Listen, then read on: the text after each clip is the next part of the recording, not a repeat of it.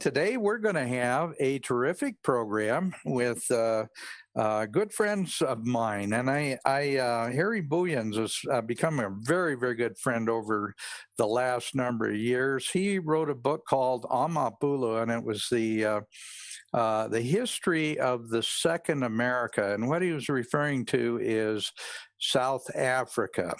And Harry wrote that book. Oh, geez, it's been, I'm going to say, probably about 8 or 10 years ago.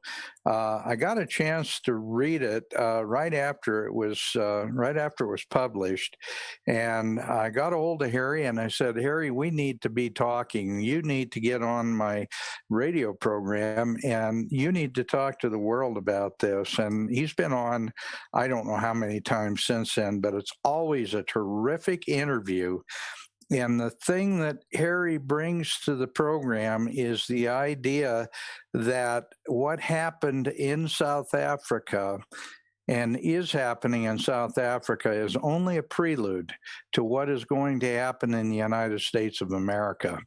And I can just tell you that the parallels that are there are just unbelievable. And it's an extremely sad situation that's going on right now in South Africa. I also have a very new friend, Leah Southwell. She's a JBS field coordinator. She's a national speaker on international Marxism. She does a program called Anarchy about, she eyewitnessed, she lived in Chile and eyewitnessed the transition of Chile from being a free republic and how it's slipping into Marxism as well. And then our third guest is a good friend of mine that's been a friend of mine for a very long time, and his name is Raul Luciani, and Raul is from Venezuela. And he grew up in Venezuela. He still has a lot of family living in Venezuela.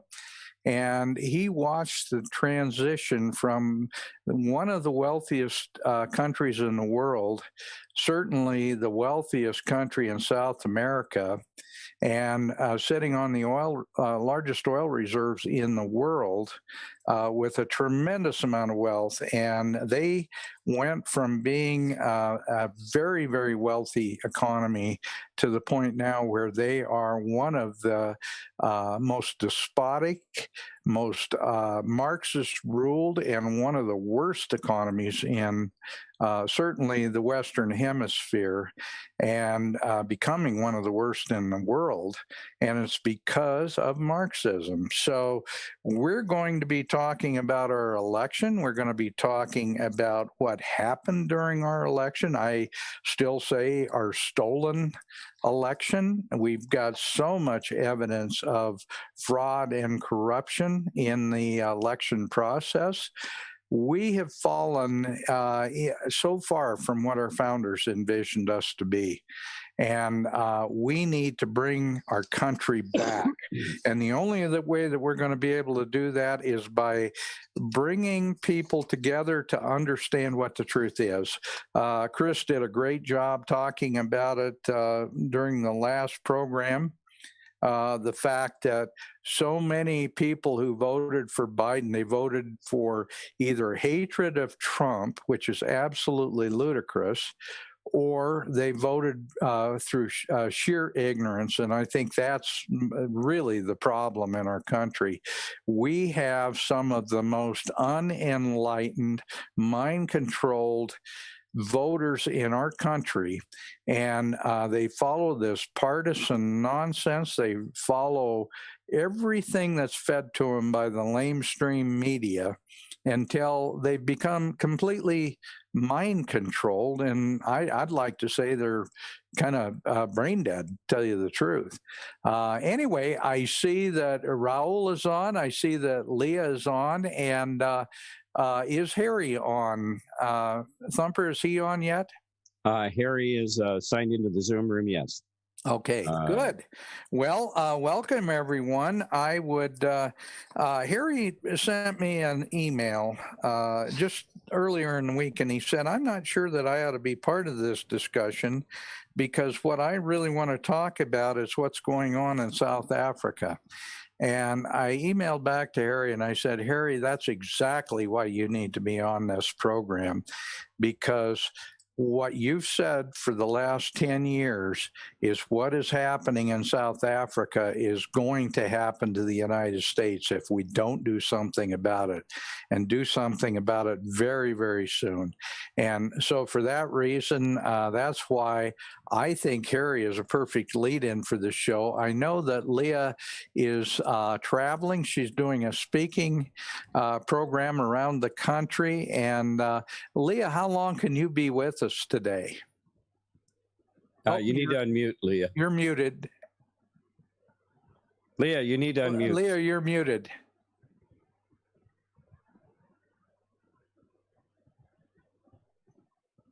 Okay. Leah, there you go. Got it. Okay.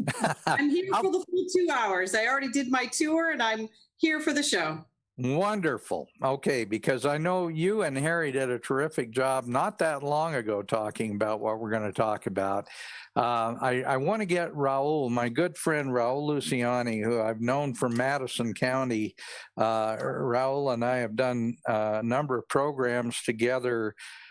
We used to do something called the Pony Liberty Rally. He worked with a group in Madison County, Madison County Patriots for Freedom, different groups that we've worked together. So Raul's story about Venezuela is very similar to the story that you have about Chile and that Harry has about South Africa. And that's why we're bringing this together, because we need to make sure Americans understand just exactly how dire the situation is if we don't pull the fat out of the fire. We are literally fighting for our lives right now. And Harry, welcome. I see your handsome face on screen, so I'd like to let you go ahead and lead into this with a very quick overview of some of the things that are happening in South Africa right now, and how so many of your people, so many of the white farmers in South Africa are literally being murdered because of the perceived policies under ANC, Marxist rule, and how they've used race to destroy all the freedoms in South Africa. Go ahead and lead in with that, if you would, Harry. Okay, the first thing is I got to check whether you guys are hearing me. There appears to be a problem. Not a problem at all. You're coming in great. Okay, right. Let me see. Imagine a situation, I'm trying to sketch South Africa to you in United States terms.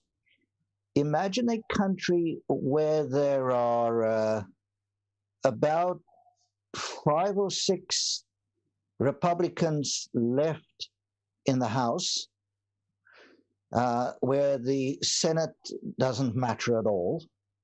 There's 5 or 6 Republicans left in the Senate, where Antifa is the 3rd largest party, and where the largest party is essentially the very far left wing of the Democrats, with Black Lives Matter rolled into it. That sounds kind of like Kamala Harris's role as vice president, and it looks to me like if since Biden is so close to being declared incompetent, that she will be our next president. So I think you can see how one can end up on a greased sliding scale and move from 2020 United States to 2020 South Africa relatively easily. And that would be my general caution to the United States. And Dan, you and I have talked extensively about this ever since 2013 when I wrote my book. every time I look up, it's as though the US has moved a couple of pegs closer on that scale. And it seems to be quite independent of which president you have, although Obama certainly kind of put his shoulder to the skids and, sorry, really gave you a hell of a shove in that direction. There was a bit of a break on the system while President Trump was clearly in command, and but we don't know how all of this stuff is going to turn out in Michigan.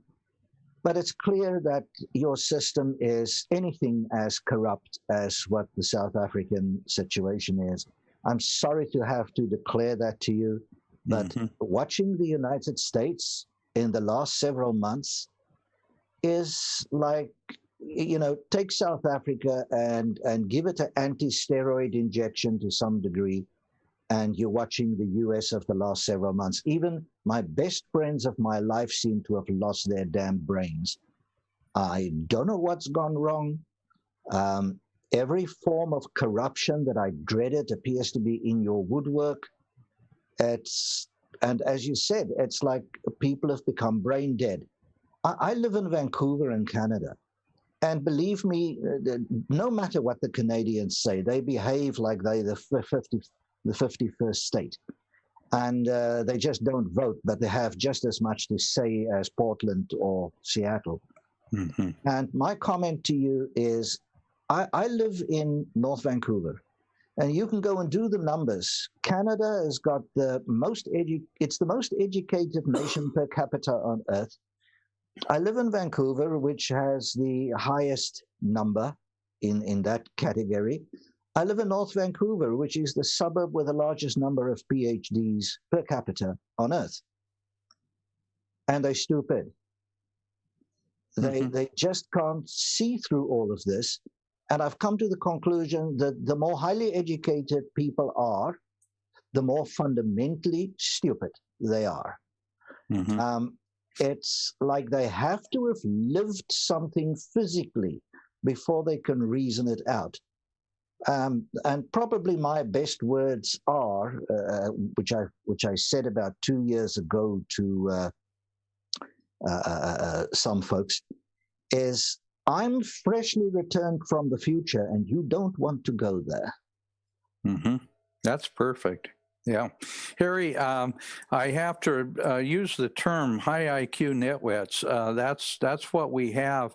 I have a number of them in my own family that are extremely well educated and very high IQs, but they cannot connect the dots. They just, deductive reasoning and being able to connect ideas just don't seem to work. Yeah, well, here's the bit I don't understand. You have these two countries with phenomenal technology, phenomenal education, all the systems, the supposed headquarters of Western civilization, completely uninformed about the planet, but nevertheless, the leaders of the world. Okay, why is it that I have to find a farmer in Kansas or Nebraska or southwestern Illinois or something to be able to speak sense to anybody? And I told somebody else on another interview in the last few days that on the plains of South Africa, which are very similar to the plains of North America, also as regards the people, the folks there may not always have the best English on earth, and they speak it with a heavy Dutch-like accent, an Afrikaans accent, but, you know, their real language is stuff like they can speak John Deere, and they can speak Massey Ferguson, and they can speak mortgage, and they can speak seed costs, and they can speak drought, and they can speak irrigation, and they can calculate what's going to happen, and they can talk about if the wild animals get amongst their stock, and et cetera, et cetera. Why do I have to leave the supposedly highly educated areas to go find people who just innately are sensible, reasonable, and love other humans? Yeah, well, I fully agree with you. And what it boils down to, Harry, is that if you've always had things handed to you, you've never had to work for anything, you've never had to struggle, you've never had negative things in your life that you had to deal with, Yeah. then you don't really have a very good understanding of how life works. Maybe that's why. Maybe that's why I refer to Vancouver as Upper Snowflakea. Yeah, absolutely. That's a great term for it. I want to bring, Leah, I want to bring you into the discussion, but I want to bring my friend Raul Luciani into the discussion right now, because Raul saw this happen in Venezuela. He's seen what the Dominion voting system and some of the other things that are happening right now in the United States. They happened in Venezuela, and he's very familiar with it. Raul, welcome to the discussion. I want you to kind of lead in with how Venezuela has already fallen to exactly the same kind of nonsense that it looks like the United States is falling.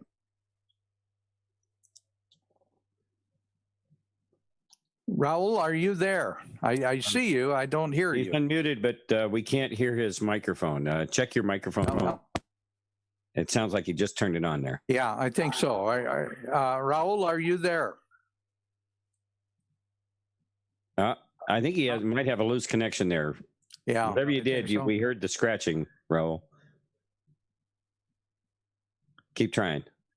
Okay, well, go ahead and keep trying, but I'll bring Leah into the discussion, because she just got back from South America not that long ago, and she's seen what's happened to Chile, and she's got a really, really important thing to mention, and that is they just had a recent election, and it looks like Chile is going to be rewriting their constitution.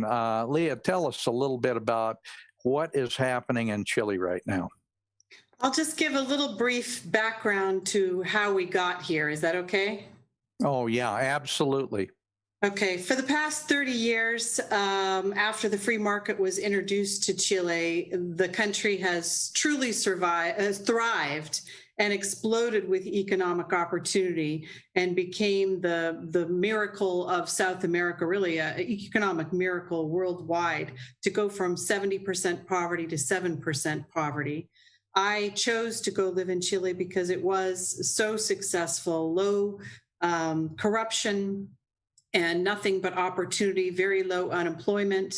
And I thought things were pretty good in Chile. I saw nothing but opportunity. There were problems in the country. I could see the problems, but I didn't think they were anything that couldn't be fixed.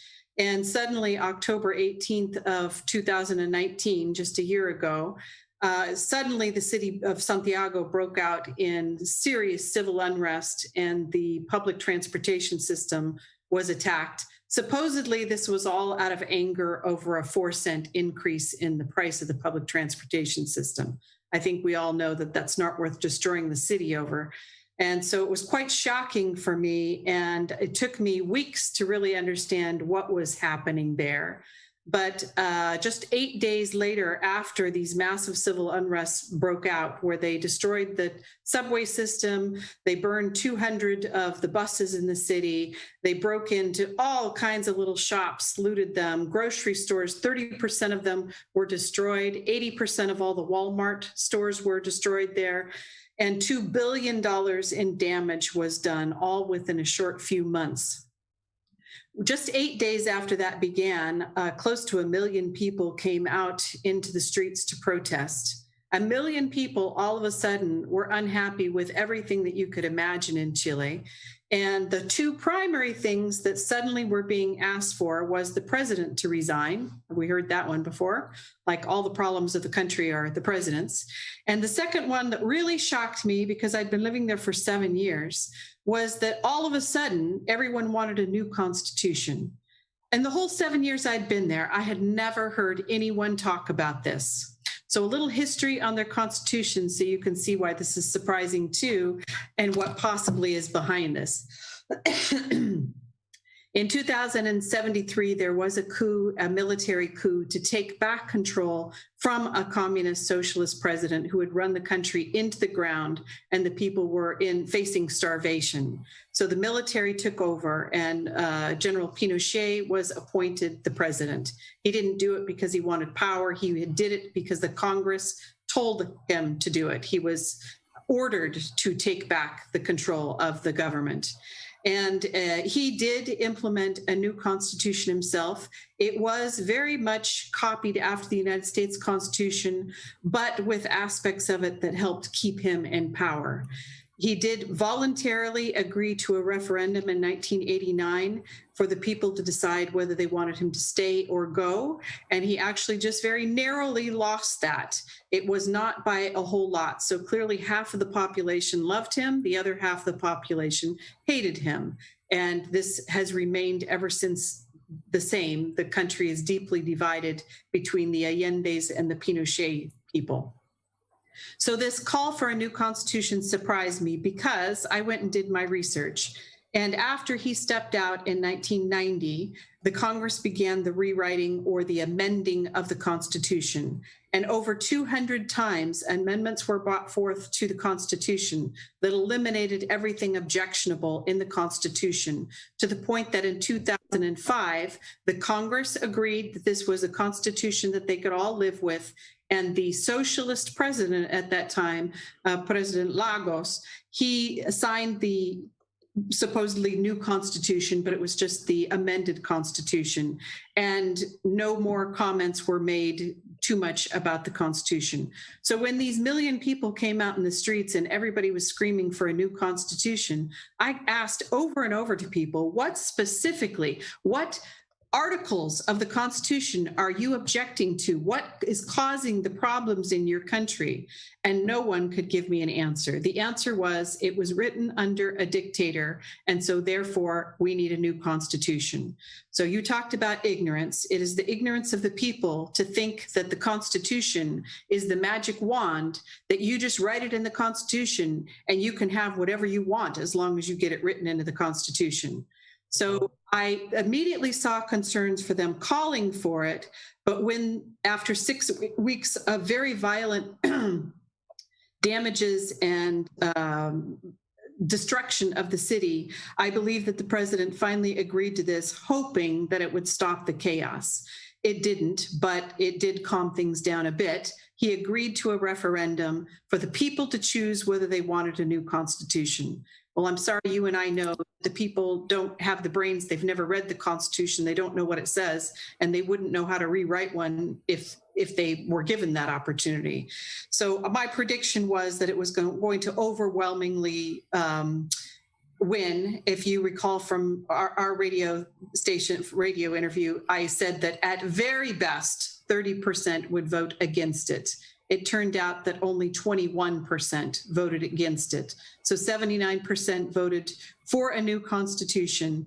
And they also had a choice to vote for who would write the Constitution. So they didn't want politicians to write it. They wanted normal people to write it. And they wanted to keep it fair and just, that 50% of the writers were women. 50 women, 50 men to write the Constitution, just to keep it all fair and make sure that the women were represented in this. So I had foreseen this, and I don't see a better constitution coming out of this. I think all of us know who's going to be sitting at the table. The communists and the socialists will make sure that they will be sitting there. And I'm sure Raul can tell you what happens when you allow them to sit at the table and what happens next to a country. So that is primarily why I left. Yes, the chaos, but the fact that they had chosen to allow the rewrite of the Constitution told me that they were going to be in serious danger. And in my opinion, there was only one way, and that was to go down and not to go up. And they had already hit their high point and had the greatest success that they were probably ever going to see.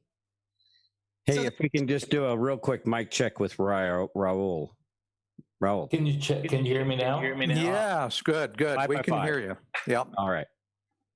Yep. And by the way, before you lose me, Dan, I do want to say that I would love to read something if you will allow me. This is from a friend, Venezuelan friend. He's a lawyer and a professor in Chile, but from Caracas. Mm-hmm. He has an amazing article that he wrote about the American election and the Venezuelan influence on that. But I'd love first to hear from Raul and see if it matches what he has to say. Yeah, I think that's wonderful. We will get a few words in by Raul, and then I would love to hear what your friend has to say. Raul, welcome to the program. Thank you for joining us. I know you've been absolutely terrified of what's been happening in the United States over the last 8 or 10 years. And all I can say is that, many of your predictions that you had when I first met you are right on the money, spot on. And so please tell our listeners what you think about this election. Hi, Dan. Thanks for having me over. Thank you so much for doing this. It's an honor to be here. Well, you're quite welcome. There's an echo. And I think I just fixed his echo. Okay, thank you. Great. All right. Well, thank you for being here. Talk to us about your experience and what happened to Venezuela under the election system. I believe it's called the Dominion system. At the time, it was named something else. Tell us a little of the history of that software. Yeah, Dan. Sorry, I have an echo on my phone. Yeah, you can go ahead and hang up your phone, Raul. Your internet connection is working great.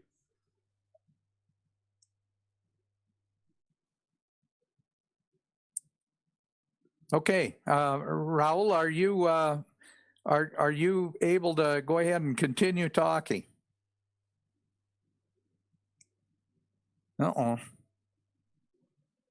Thumper, I think we've got a bad connection there still. Lost you on my telephone. Yep. There he is. We're good now. Great. Okay, Raul, tell us a little bit about what you think about this election that we've just been through, and why you're alarmed about what happened, and also the Venezuelan connection. Here, Dan. Can you hear me right now? Yeah. Awesome. Okay. Sorry about that. I guess one of the things that I was thinking, especially after these elections, and if you remember when we used to hold the meetings for the Citizens for Liberty in Madison County Citizens for Liberty, and one of the things that it was concerning to me was the resemblance to what we were starting to do here in the U.S.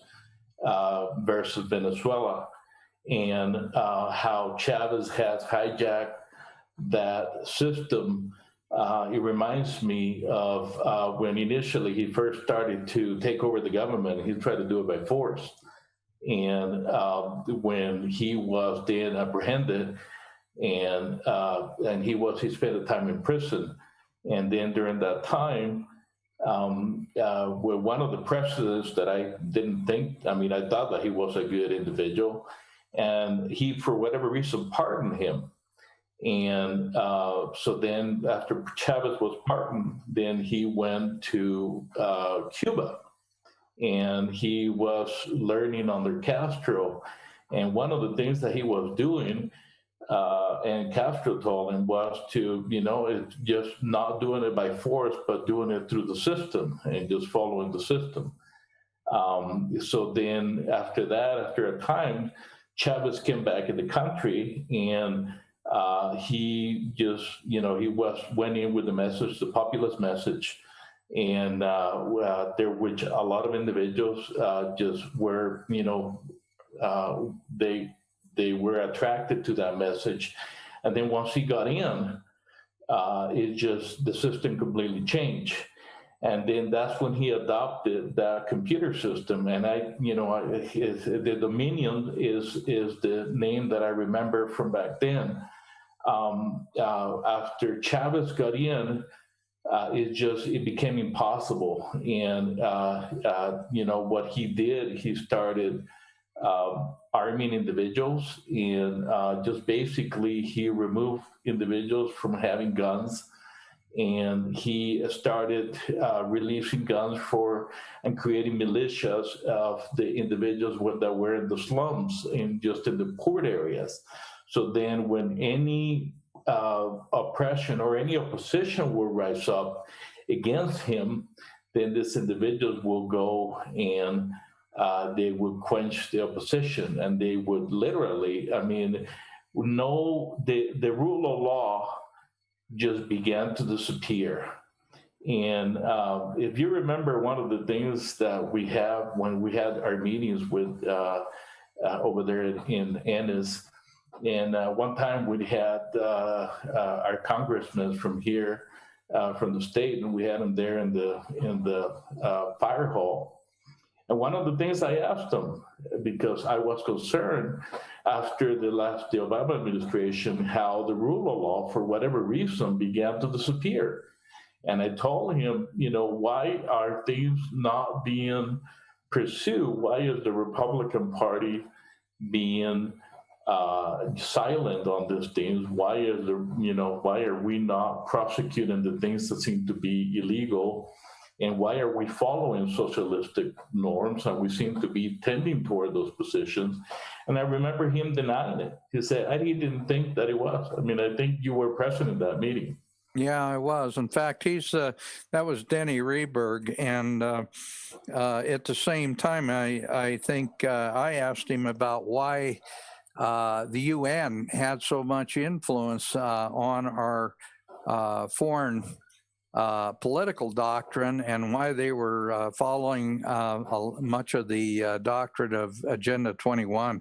He got so mad that he wouldn't even talk. I think he stormed out after that. So anyway, that and quite honestly, Denny Rehberg is, I think, very typical of what we refer to as establishment Republicans. Mm-hmm. They have been indoctrinated into the same nonsense that the Democrats have been indoctrinated into, and they're all kind of the globalist Marxist mindset, whether they want to admit it or not. And I think that's what the difference was with Donald Trump. He was a true populist president, and so he was hated by the never-Trumpers in the Republican Party just as much as he was hated by the Marxists in the Democrat Party. He was, and one of the things that we used to talk about, and they used to mention, is that it seemed after the Obama administration, like Venezuela always used to be emulating the United States, and Venezuela was the most prosperous nation in South America. Everyone in South America wanted to go to Venezuela.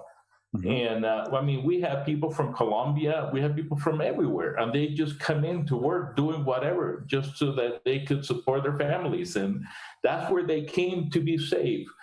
When Hugo Chavez came into power, then, we had the guerrillas in Colombia that used to be in Colombia. Mm-hmm. They were one of the ones that were supporting, that were funding Hugo Chavez to get onto power. When Hugo Chavez got on the presidency, then the Colombian drug lords moved to Venezuela. They moved to the Colonia Tovar, and and they were handling it from over there. One of the things that that I always mention is Venezuela always used to follow us to the U.S. and it was always wanting to try to emulate the U.S. And it just seemed like after the last presidency, Barack Obama, it just seemed like then the U.S. was trying to follow 2 steps behind Venezuela. It's just like it wanted to follow into socialism. And, your program name, Connecting the Dots, makes so much sense. I remember when Barack Obama won the presidency. And if you remember, and this is where we're holding our meetings, and if you remember Iran, the Ayatollah in Iran, one of the things that he said is, we have infiltrated the highest office in the land. in the United States of America. I don't know if you remember that. I do. Yeah. Mm-hmm. Okay. And then, soon after, if you remember, one of the things that we found out or came out in the news is that the U.S., sent boats or airplanes of money to Iran. And then something else that happened is that, the nuclear, the sanctions for the keeping Iran from obtaining nuclear technology, all of a sudden, all of those were removed. And then, all of those things just seem, particularly familiar. And you see in Venezuela, when the vice president in Venezuela, he is from Iran. I'm not sure how many individuals know that. No, actually, I didn't know that. He is an Iranian. So the current president of Venezuela, he is from Colombia. He is not a Venezuelan. He wasn't born in Venezuela. He is from Colombia. So you're seeing the things of the Dominion software. I know that when this last elections, in Venezuela, always when there were elections and Hugo Chavez, they will come out the results and they would announce Hugo Chavez as the winner. And you would always hear there was some sort of world body or UN body that would declare that the elections were fair, and they found no indications of foul play or anything like that.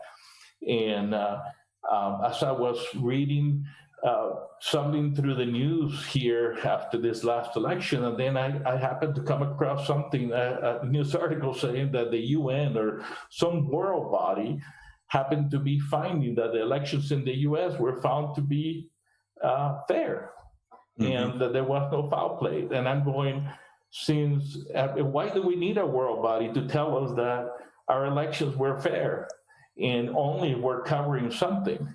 And so then, when you're looking at the issues with the Dominion software and all of the votes that were transferred to, the opposing party, then it makes all of the sense to see how they'll, you put together with the Iranian and now Venezuela. It's part you're finding out that Venezuela has a link to the software as well. And there is some Democratic parties or individuals apparently that is also linked to that software. So then it makes you think that, they were saying that there is indication that their software has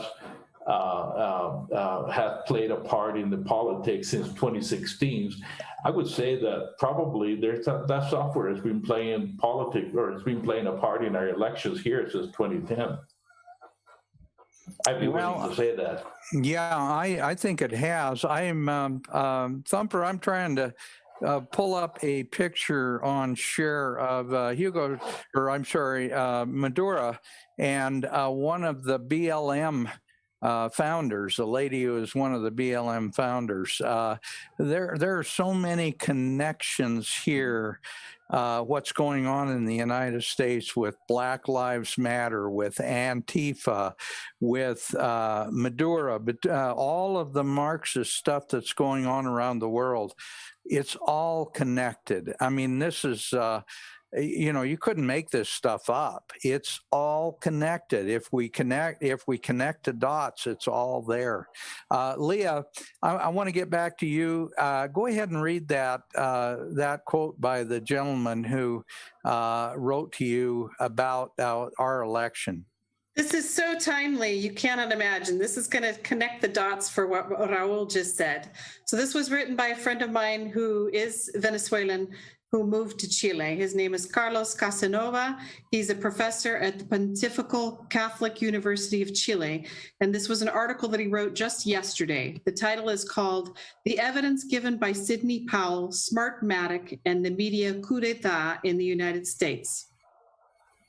He says, I'm a native Venezuelan and a philosopher. In 1999, I was the chair of the Graduate Studies in Philosophy of the Universidad Simón Bolívar in Caracas. In that capacity, I fought against Hugo Chávez's communist tyranny, especially against its attempts to control our universities. In 2001, I was threatened, but I kept working for the Republic, although I knew it was dangerous. In 2002, Chávez was ousted for a couple of days. When he came back, the media did not dare to have me again in their outlets, so I decided it was time to leave the country. I left for the USA and I stayed there until 2005. That year, I got a job in Chile, and that is where I am now. I saw the entire November 19th press conference given by the Trump legal team, thanks to the independent internet outlets such as LifeSite News. I thought that they were entirely right, very clear, and that they provided all the evidence that they could provide.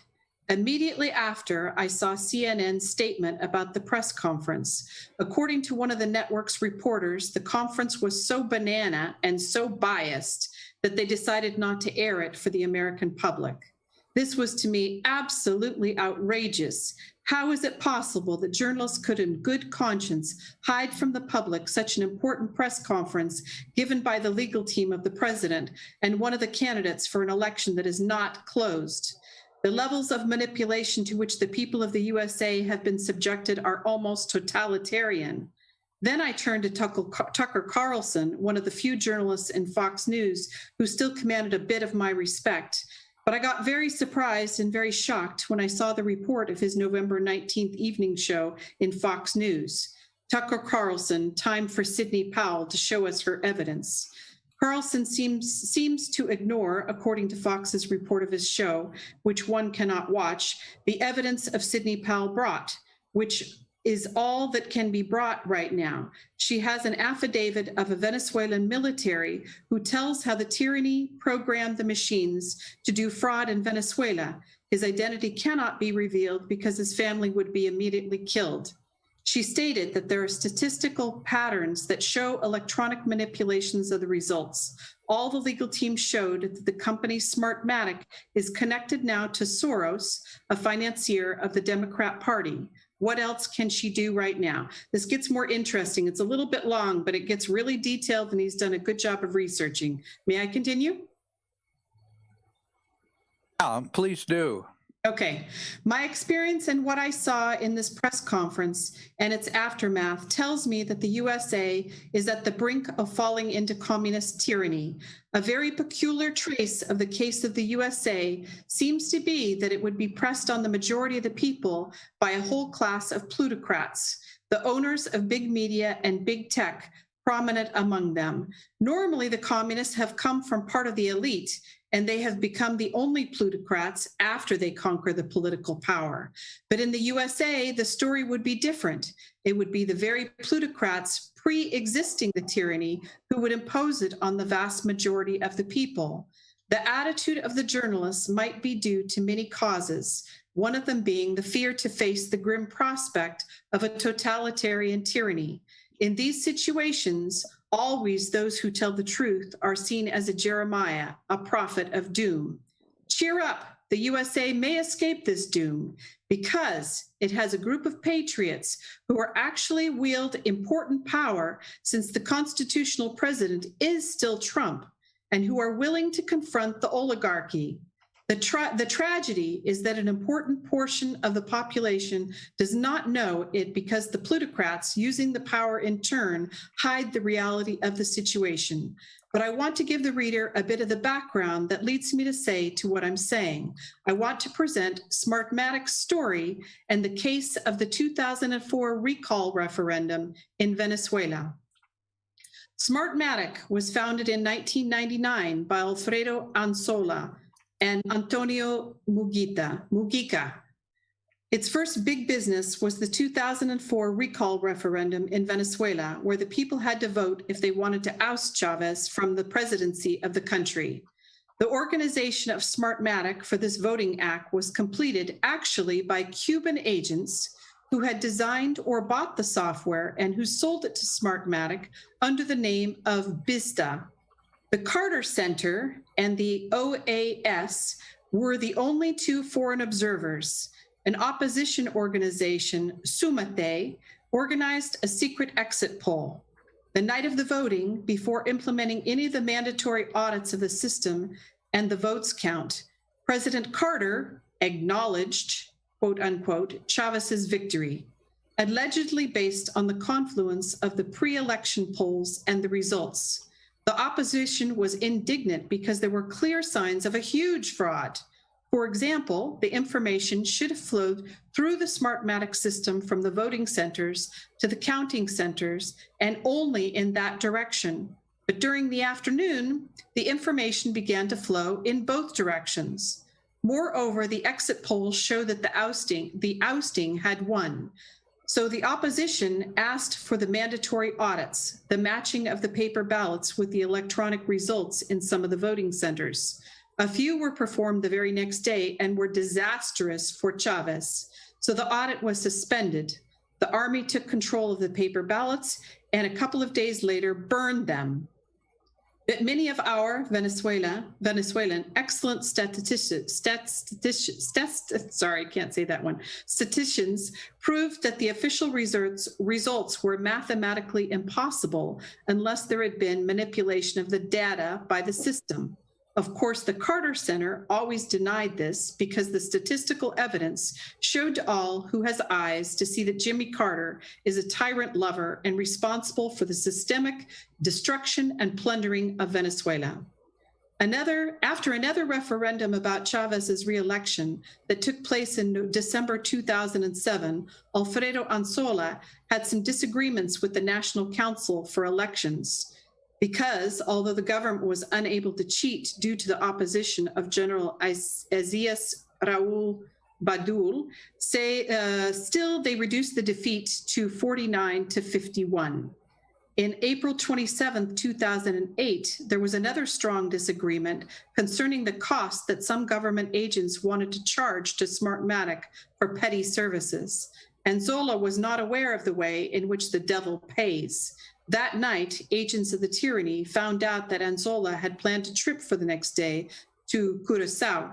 When Anzola and his attorney took off, the plane fell and crashed, killing its 3 occupants and 6 persons on land. When journalists went to the scene of the accident, the DICIP, the political police, and the Minister of Internal Affairs, Ramon Rodriguez Chacin, had the zone surrounded, and its agents took the wounded and dead to a nearby hospital. At the hospital, they say, was present none less than the president of the National Council for Elections, who apparently wanted to make sure that Anzola was dead. That is how only Antonio Mujica was left with Smartmatic. The next year, in 2009, Smartmatic designed and implemented the electoral registration of biodata in Bolivia in 2009. Once more, the Carter Foundation found out, no, something it's misspelled, vouched for the excellence of Smartmatic's work. But we all know that the Bolivian system is very much open to fraud. The 2019 fraud is universally known, but there was fraud in 2020 as well. It's getting closer to us here. In 2014, Smartmatic was brought by Lord Malik Brown. This man has been vice president of Quantum Fund, which belongs to Soros, and he also had been a member of the board of the Open Society Institute and was then a member of the International Crisis Group. He is connected to Soros. He has been connected to Soros since 1993. Actually, in the board of the International Crisis Group, one can find in 2017, besides Malik Brown, George Soros, and Joanne Leadham Ackerman, connected to soft coups. Soros is an important financier of the Democrat Party and has participated in the Ukrainian coup d'etat in 2014, where he organized and trained the activists of the movement Euromaidan. Soros is actually a sinister character who has been forbidden to enter Russia and Hungary and who seems to be untouchable in the USA. Actually, journalist Isabel Cuervo was fired along with her bosses from a public USA TV network. Radio and Television Marti, for having made a documentary in which she showed Soros's dubious connections in Colombia and Soros's connections with Smartmatic and the elections in Venezuela. She was accused of being an anti-Semite. But this is not the end of the strange connection that one can do between Smartmatic and fraud, corruption, and elections. In 2019, there was a public bidding to determine what firm was going to provide the electronic system to count the votes in Argentina. Since 2004, Smartmatic had an interest in this market. Interest, quote unquote. There seems to be a connection between Antonini Wilson, a man who was arrested with a briefcase containing $80,000 cash in one of the Buenos Aires airports, and Smartmatic. Be it as it may, it is clear that in the end, Smartmatic got what it wanted. Despite the Spanish firm Indra had much better technical qualifications due to the pressures of Jorge Born Jr., connected to Smartmatic and the financier of then President Macri, Smartmatic got the contract and took control of the Argentinian elections, where the communist candidate Alberto Fernandez, connected to Cristina Kirchner, became president last year. This is the final paragraph. Dear free people of the USA, of course, there are plenty of reasons to be concerned regarding the presence of Smartmatic in the presidential elections of your country. Sidney Powell is entirely right, and she has brought all the evidence that can be brought forward at this stage of the issue. I think the danger of this mingling of Smartmatic and its entourage with the US election is so big that if Trump campaign and the public farce are unable to bring down the conspiracy of the Democrat Party and the big media and big tech, I am almost certain that the Republic of the USA will die and a new tyranny will rise. A tyranny foretold by George Orwell in Animal Farm, the marriage of Kamala Harris and her buddies, supported by China et al., the communists, on the one hand, and the plutocrats on the other. May God prevent this, or else protect us all. Wow. Yeah. Well, that connection is pretty obvious. And like we said earlier, you really couldn't make this up. It's so complex and there's so much of it.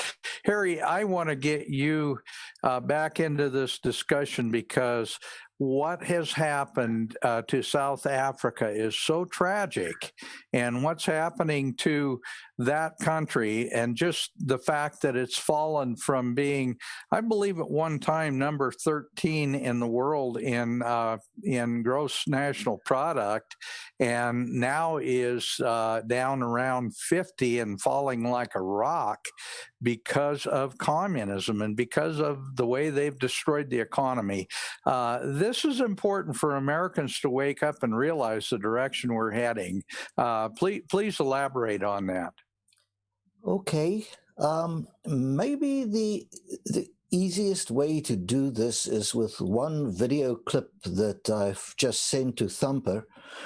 And if you could allow me just a minute to intro it. Mm-hmm. I want you to look very clearly at the apparel, the things that the people are wearing. Look, for mm-hmm. example, at the cap of that guy. It says Black Lives Matter. Okay, and you'll soon see a T-shirt that actually reads, I can't breathe. In other words, slogans from the United States out of the recent couple of months, right? Mm-hmm. You all know what Black Lives Matter actually means in the US. You know what is indicated with I can't breathe. What you don't understand is the situation that this clip is going to show you. And it is a snapshot of the current situation as in this last month in South Africa. Things have reached a boiling point. And what I'd like to do is first just talk to you about this past month, because it is critical. And it is both hell having descended and hope having appeared at the same time. And then I want to take you back to 1986, when a guy we all admire, Ronald Reagan, was in charge of the US. And at the end of all of that, I'm going to tell you in no uncertain Southern English America bloody well knew. It knew. And yet, ... So bear with me while I sketch you first the consequences, and then I take you back to the moment of truth when the US Congress went left and Reagan went right. Okay. Now, Good. since then, we've learned that Ronald Reagan even walks on water as far as Democrats are concerned. Okay, maybe not the left wing, but it's peculiar to me that they would idolize Ronald Reagan and then go completely against him in 1986 to cause the mayhem that you're about to watch. Okay, so if this sounds accusatory, I don't mean for it to be. I mean to give you two positions on a graph. You're going to get two spots on a graph. One is in October 2020, and the other is going to be almost exactly, well, I don't know how many years ago, you can subtract, but 1986, a key year in South Africa when things were also boiling. So here you have a situation where on 1 October, a young man named Brendan Horner did not come home. His girlfriend and his father his girlfriend notified his father and a neighbor went looking, and they found Brendan Horner basically strangled to death, a rope around the neck, and he's tied against a fence post. His body is against a fence post. He's in effect lynched. He was very badly mutilated and the knife thrown in the ground like a warning. This was the farm murder that finally broke the camel's back. 6 days later, two men appeared in court for the murder. But when people wiped the sleep from their eyes on that morning, it's a tiny little sleepy prairie town in South Africa. The only thing you see as you approach town is the church steeple and the grain silo, okay? The people there, if their English isn't great, I can tell you they speak Massey Ferguson and they speak John Deere. I've said that before. These are regular prairie folks, okay? And they're being murdered like flies, and the world won't listen, won't notice, and actually actively denies it, like CNN denies it. The New York Times denies it. But the 50th murder by 1 October was one too many. So when folks woke up that morning, around 3,000 farmers with their tractors had descended on town. Typically of those folks, they held a prayer meeting. And after the prayer meeting, they decided to go to the court building where these guys were being heard. And it was really just a bail hearing. But a few of the farmers got it into their heads to crash into the court. The police started shooting. They then threw stun grenades at the farmers. Now, these guys went to that building actually with their wives and children, and some of them were carrying their toddlers on their shoulders. They suddenly being bombarded with stun grenades.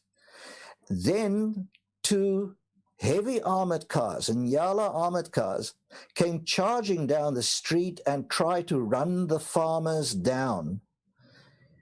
I don't think the world has ever seen anything like it, but these guys turned around and they rugby scrummed the heavy armored cars right out of the courtyard of the court. The police got in their armored cars and fled from the farmers, who pulled two tractors across the road, cutting off the courthouse, and then settled down to what they do best, prayer meetings.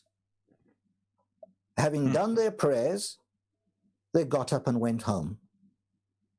Okay? Back 500, 400 miles further north, our friend Julius Malema, otherwise known as Julius Kill the Farmer Malema, decided that he was going to take his so-called army to this little town of Senekal to supposedly protect government property and to put these white men in their place. So came the fateful day of 16 October 2020. For the first time ever in the history of South Africa, and I know this sounds funny, but as far as I know it's true, a huge black mob and a fair-sized gathering of white folks met each other chest to chest in a street in South Africa. The country teetered on a knife edge, because this was the real final black-white fight that everybody's been dreading ever since 1652. The clip you're going to see is where this mob of communists, all dressed in red, all of them black, descended on something like between 100 and about 200 or so white guys who elected to stand totally like rocks in stony silence and face down this screaming communist mob. In case you can't make it out because of the accent, those guys who are saying, "I can't breathe," are singing, "Kill the boer, kill the farmer." Boer is just Dutch for farmer, okay? This is what, all the stuff that you're talking about, this is what it looks like, fast forwarded into the future, on the ground. What you have is the communist sheeple facing off with the regular, ordinary, hard-working middle class who understands words like mortgage, job, working for a living, earning your living by the sweat of your brow, Sunday morning church, once a month communion, and working your ass off to put your kid through school. Okay, all these things that kind of built America. This is what it looks when that's under threat from a group of people whose position is, take everything from these people, they do not belong here, kill them, and in case you don't understand it, they actually sing it for you. Kill the farmer, kill the boer. This is where we are. Now play it. Hey, Harry, yes, and Thumper have that ready to play, but I want to make one statement before we play this.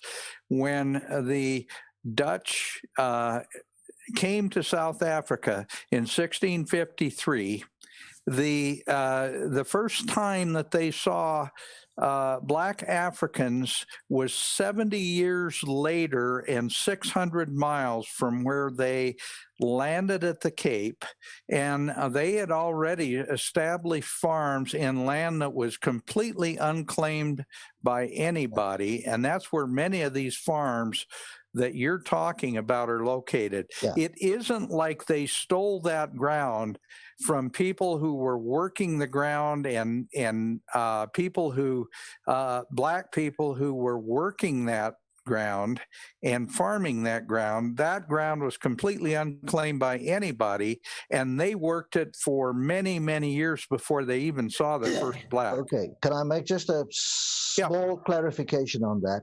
Yep. It took 2 generations, about 50 years, for Black and white to meet each other over land, and they did so 600 to 700 miles east of Cape Town. So that's far away. You can go and plot that in the US. Secondly, the first time Black and white ever fought was 5 generations into the founding of the country in about 1779, roughly in the same area. That was a time-honored boundary.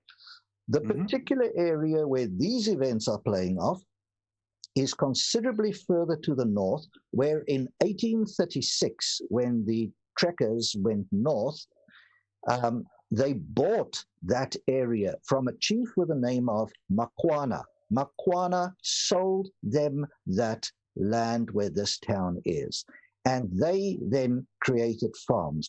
These guys in red are saying it's farmland, it belongs to them. No, it was not farmed ever before white guys got there, and those guys turned it into agricultural land. It was their sweat, it was their blood, it was their money, and it's been in their generations ever since 1838.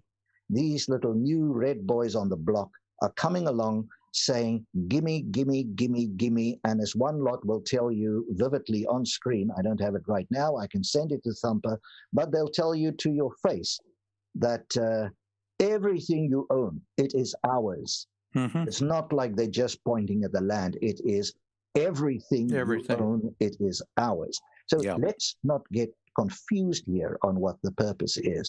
If Thumper wouldn't mind playing that clip so you can see what it looks like on the ground when this stuff flies. No. From the beginning, please. From the beginning.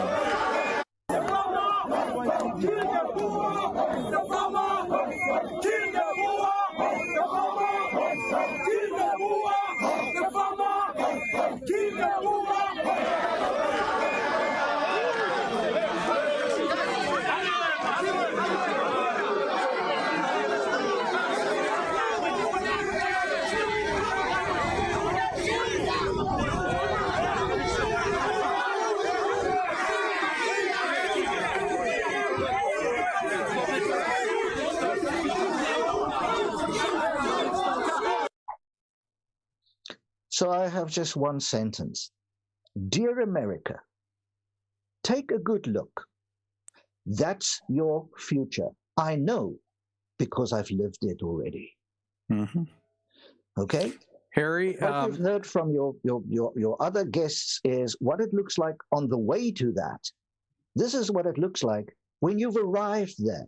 Now, if you'll allow me, Dan, I'd like to take you back to 1986. I'd like to take you to Washington, and I'd like to take you to a press briefing, not a briefing, a press meeting by Ronald Reagan, and he's talking to, amongst others, the New York Times, whom I hate, but they were kind enough to put this on the internet for me so they can't retract it. This is what they say, the New York Times says, that Reagan said at a very critical date, and you'll see just now why it was so critical. Can I read this to you guys? Yeah, please do. Please do. Okay, so it's New York Times, 23 July 1986, transcript of talk by Reagan on South Africa and apartheid. He says, in recent years, there's been dramatic change. Black workers have been permitted to unionize, to bargain collectively, to build the strongest free trade union movement in all of Africa. The infamous past laws have been ended, as have many of the laws denying blacks the right to live, work, and own property where they want. Citizenship wrongly taken away has been restored. Segregation in universities and public facilities are set aside. Social apartheid laws prohibiting interracial sex and marriage have been struck down. In other words, all positive movements, right? Please understand this, guys. When you make a positive move, it does not suit communists. Mm-hmm. You are taking away the angle they have. They don't like you messing with their sales angle, okay? So their angle got taken away. He then says, as the British historian Paul Johnson reminds us, quote, so now this is Reagan quoting Johnson, only in South Africa have the real incomes of blacks risen very substantially. In mining, black wages have tripled in real terms in the last decade. South Africa is the only African country to produce a large black middle class.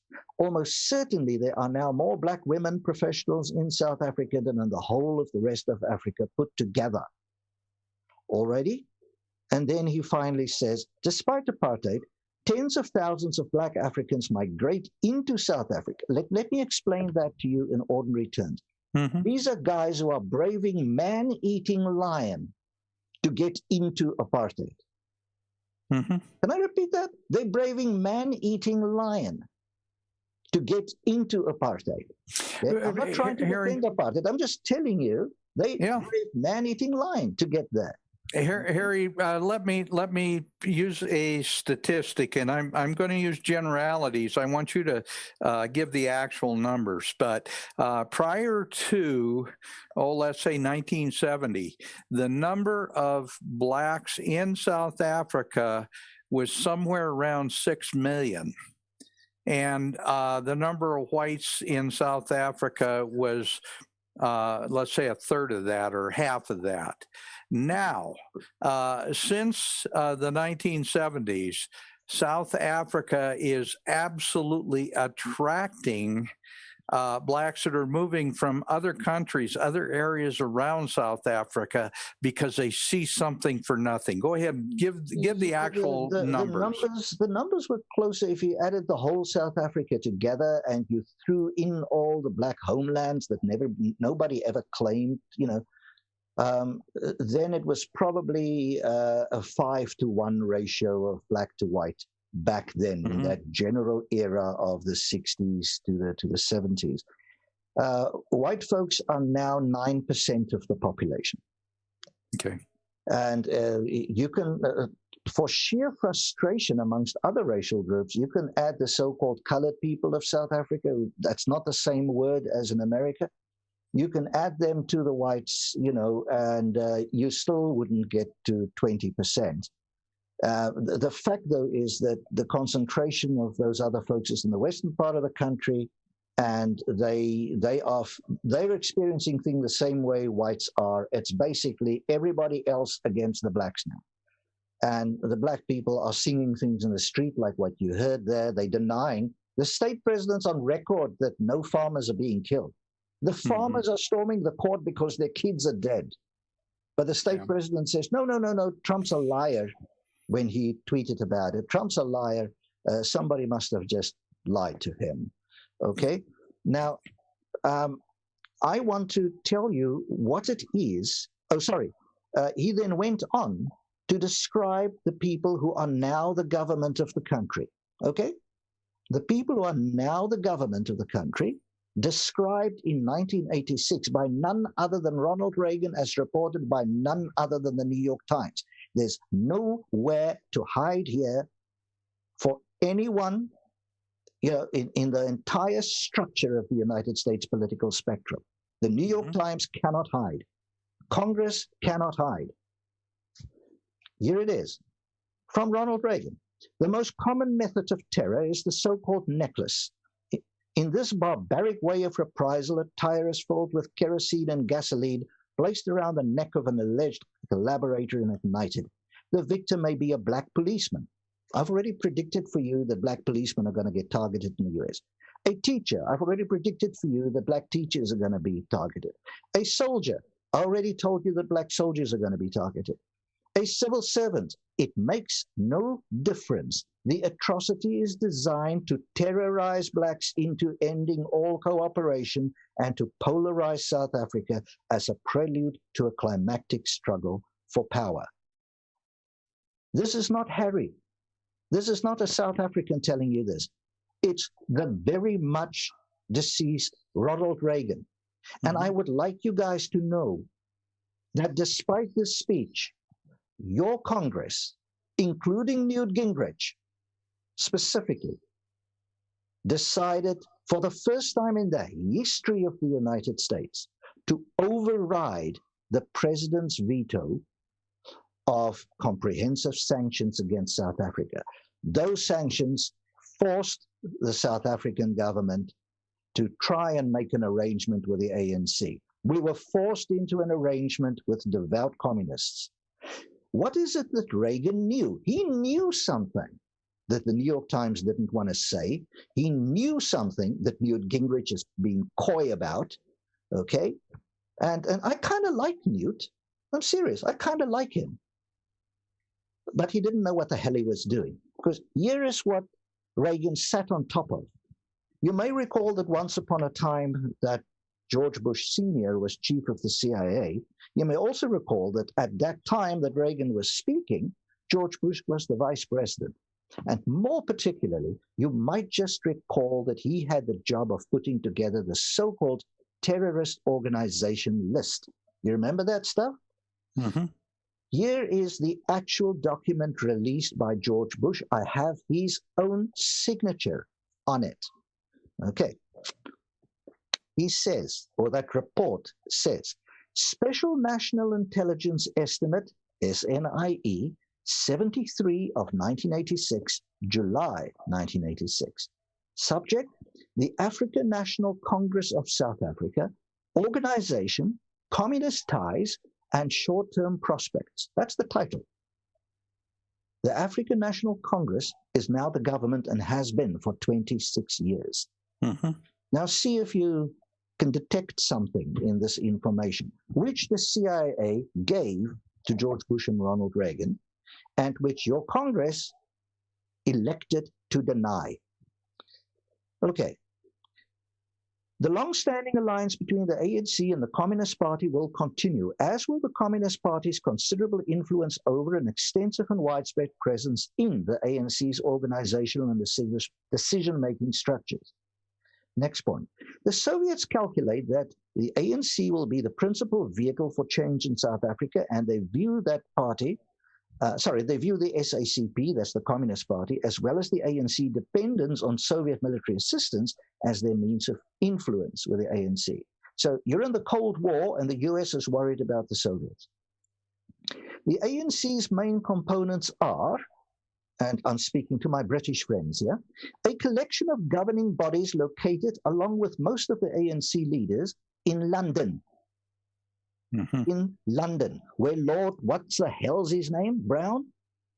Mm-hmm. What did you say earlier? Leah? Mm-hmm. Oh, Right? yeah.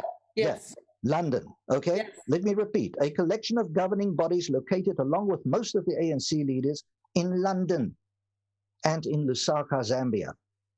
Next, the ANC military activities during the next 2 years will probably result in more civilian, especially white, casualties than in the past. Then, another little bit to think about. We estimate that as much as 25% of the ANC's local membership now belongs to the SACP, to the SA Communist Party. Not Harry speaking. This is the CIA briefing Ronald Reagan and George Bush.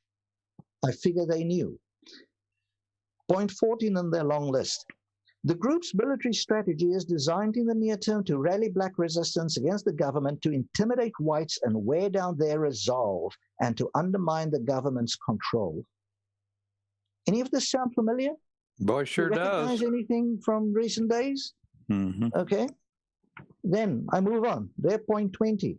Recent bombings suggest that the ANC is continuing its shift towards attacks on civilians despite the potential hazards of retaliation and Western condemnation. What Western condemnation? Yeah, there wasn't any. It never came. Yeah. If I could look at the West collectively, I would say, damn you. Damn you.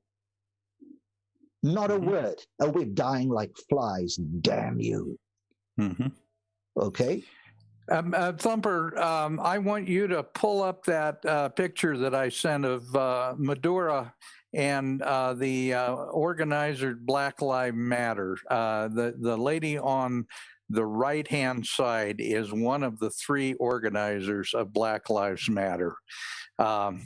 If we want to make a connection between BLM and the Communist Party, this is a perfect example.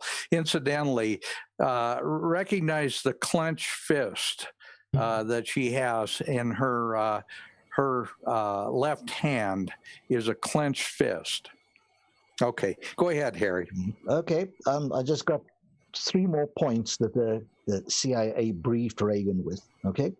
Given the pattern and scope of recent indiscriminate bombings, we're back in 1986, we consider it highly likely that virtually all of these bombings were the work of ANC guerrillas. In other words, the United States primary intelligence organization, the CIA, knew back in 1986 that the people who are now the government of South Africa, basically they were sure that they were the guys doing all the bombings at the time. Then, until last year, that's 1985, the ANC generally tried to avoid causing civilian casualties during attacks on government targets. Following a major ANC conference in Zambia in June 1985, the president of the organization, Oliver Tambo, said the group would continue to strike at government targets, but would be less concerned about civilian casualties. Most ANC bombings since late last year have been directed against civilian rather than government targets. A recent ANC statement specifically noted You remember that video you just saw? Recent ANC statements specifically noted that white farmers and urban white males were considered by the ANC as part of the government's, quote, security forces, unquote, and were valid targets for ANC operations. Just where the hell is anybody going to intellectually hide after hearing this? Can anyone just tell me, anyone with a brain or a heart, where the hell do you hide? Show me the bed. Okay? Then, point 40. Historically, the South African Communist Party has preferred to conceal the communist allegiance of senior ANC officials for fear of alienating moderate sympathizers. They stopped short of saying that they knew Nelson Mandela was one of the key communist members at the heart of the operation. The night he died, the Communist Party rushed for the microphones and announced his loyal membership over many years. Okay.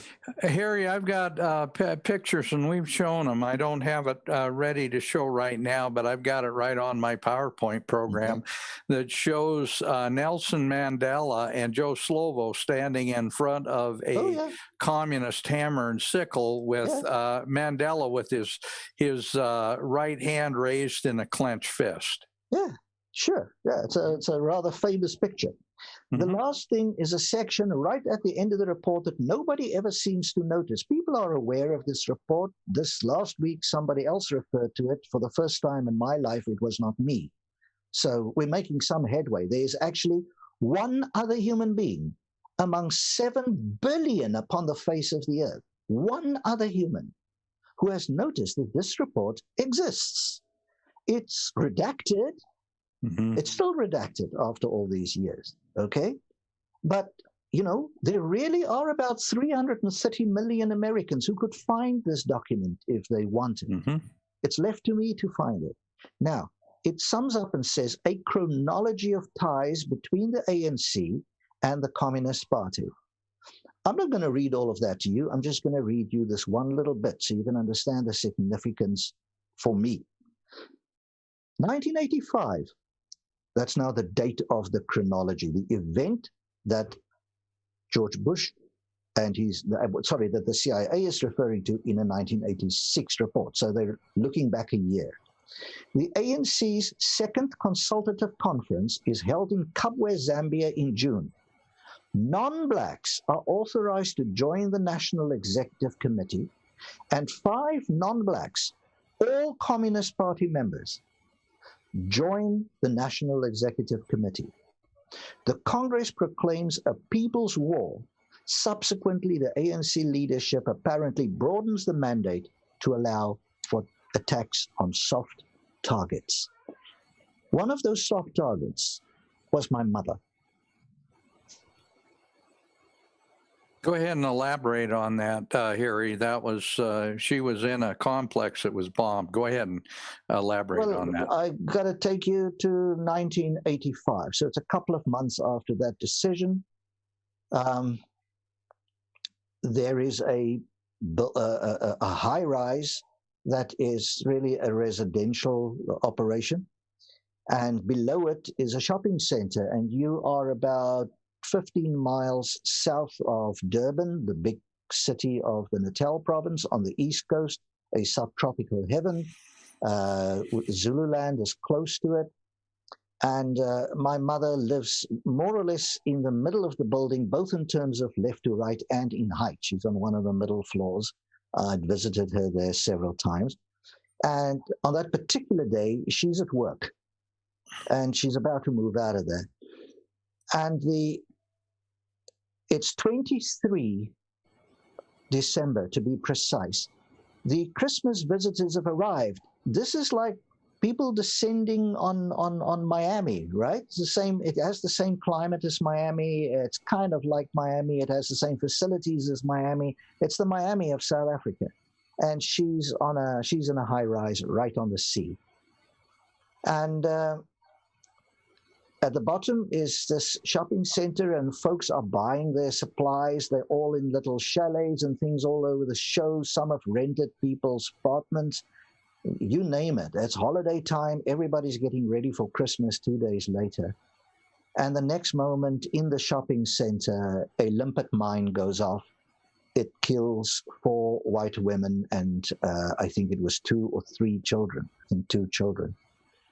And I can supply the pictures of what that looks like. If people want to know what it looks like when you kill children, I can supply you the pictures of what it looks like when you kill children. The ANC killed children. They talk about this struggle that they had, the brave struggle. The only thing they ever struggled against was women and children. These are killers of women and children. Okay? And so they caught the guy. His name, I forget what it is now, Zondo or something. But 6 weeks later, they tried again. And this time my mother was there. And the police realized the bomb was there, and they grabbed my mother, and she says she only touched ground here and there as they got her out of there, because she was right where the bomb was. Okay? And so she's described to me what it feels like when the police swoop in and they just grab you and they go. Okay? This time they managed to undo the bomb. But, you know, from their perspective, killing 4 women and some children was a great success, and they ought to try again. Mm-hmm. For the record, in an attempt to make the supposed Mandela South Africa work, this guy, Harry, me, sitting here, I, the idiot, the stupid fool, shook hands with a son of a whatever that ordered those men to do that, in the hope that we could have a new South Africa. Let me decode this for Americans in case it's not clear. While you can fight against these guys, while you can take them out, I don't care how, okay? But don't ever shake hands in the hope of a future with a guy who tried to kill your mother. Okay? Is that clear? It's pretty clear. I sound like a damn clip out of A Few Good Men. And Harry, just so that our listeners know, you left South Africa because of the way things had changed in South Africa, and you don't dare go back because of writing your book Amabulu, which is nothing more than the history of South Africa. It's the history with every little bit of evidence you could ever dream or pray for. It's all there. That's the reason the damn thing is so big. I've told people the police refer to it as a blunt object. You can brain somebody with it, okay, besides using it as a doorstop. It's the bane of my existence in some respects. And, you know, somebody told me yesterday in another call that I'm a very intelligent human. And I told him, no, I'm not very smart. If I were really smart, I would just go on, have a normal life, say goodbye to all of this, keep my head down, don't raise it, and try and stay out of trouble. Okay. Unfortunately, I wasn't put together that way. I kind of talked myself dead here. Okay, well, that's okay, Harry. I have to say what you just said, and with the passion that you said it, tells us exactly what you see in the future of Americans. If we don't get off our derriere and start fighting back and start understanding that if we allow this to happen, we have no future. Yeah, and in your case, you know, that crowd that's singing "Kill the Farmer" will not necessarily be black kids. I got nothing against black folks in America. You know very well that I hate the phrase when people talk about African Americans. They're not African Americans. They're black Americans. They just happen to be black. Those that I dealt with are decent people who have the same principles and values as I have. They just happen to be black. And people who have problems with that, I would call racist. Okay. Right. The trouble is And I agree. And I think everybody on this program would agree with that. I don't think there's a natural racist bone in anybody on this program. But the bottom line is we hate communism. We hate communists. And right now, they're using race as a Yes. way to create a communist front that is absolutely deadly. Guys, let me put it to you like this. I should have shipped a bunch of pictures to Thumper, but I've had too many interviews this week, I guess. I'm burning the candle on seven sides. This thing is not fundamentally race, not even in South Africa. I would like you to know that I've got oodles of pictures of black people lining the roads in that little town where that clash happened. And they're standing there with signs reading, Boer lives matter. Farmers' lives matter. Have you got that? It's the black folks who are standing there. They're decent, honorable people. Okay? We know because we've lived with them and we've dealt with them for hundreds of years. Okay? It's not the race that's the issue. It's that this disease has come in and hijacked them and has told them, despite the fact that the ANC communists are destroying the country economically, the ANC points at white people and says, look, they got something. They are the source of all your misery. Go take everything they got. And the poor, stupid, uneducated people, many of whom who happen to be black, just say, yeah, right, I can see that. Look there, that white guy, he's actually got a crappy old car. I don't have a car. I want what he's got. Everything he's got is mine. That's how this works.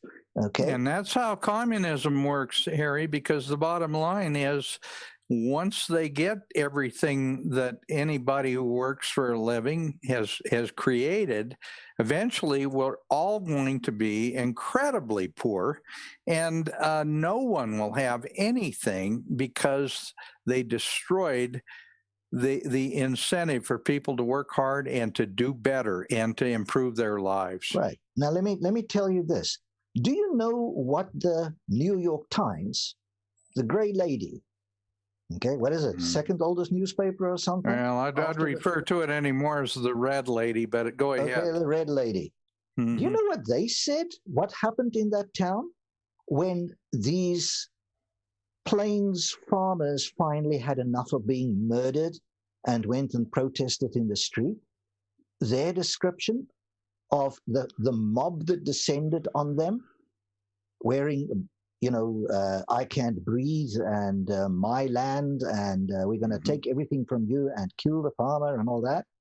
Their description of this was that white people hankering for apartheid clashed with black people demanding land. Okay? That's your media at work. Yeah, it's not our media, but... Okay? That's the United States media. Okay? The true evil in your country is in the woodwork of the New York Times, CNN, and all of that. Your people who are swept up into doing all kinds of peculiar things with elections and going after your president on the basis of utter lies, okay? They're just being swept up and they're just too stupid to ask questions. Okay? They like these uneducated black folks back in South Africa who their only sin is that they don't know any better and they don't ask questions and they can't really think for themselves. I can't send them to hell for not being able to think for themselves. But right now, I accuse most Democrats of being a little bit short in the think department. I think that's probably an understatement. Harry, I want to give Raul a chance to get back into the discussion here because I hogged it. I'll shut up for a while. No, that's okay. You're doing fine. I just want to make sure that we give Raul a chance because he's watched this happen in Venezuela. And right now, Venezuela, Raul, tell us about what's happening in Venezuela, what's happening with your family that's still in Venezuela, what's happening with the economy. Are people doing better? Are they eating wonderful food and having a great life as a result of what now? 20 years, 18 years of communism. Tell us how well that's worked. Well, Dan, it used to be, you used to be able to go to the beach and go camping, go to the store, without any looking at your back.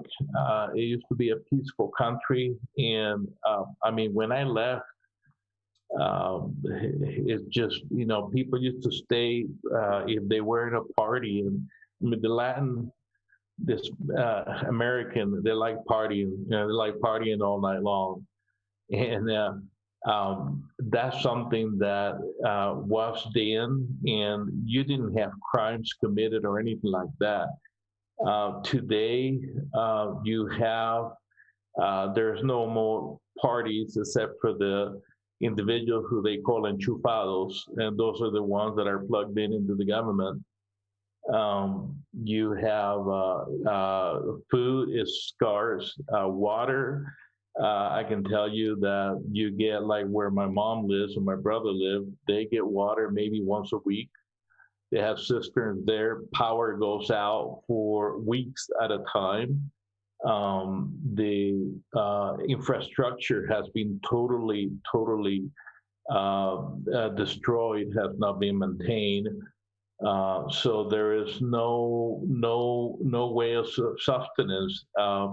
Only you have to find certain ways to be able to get food.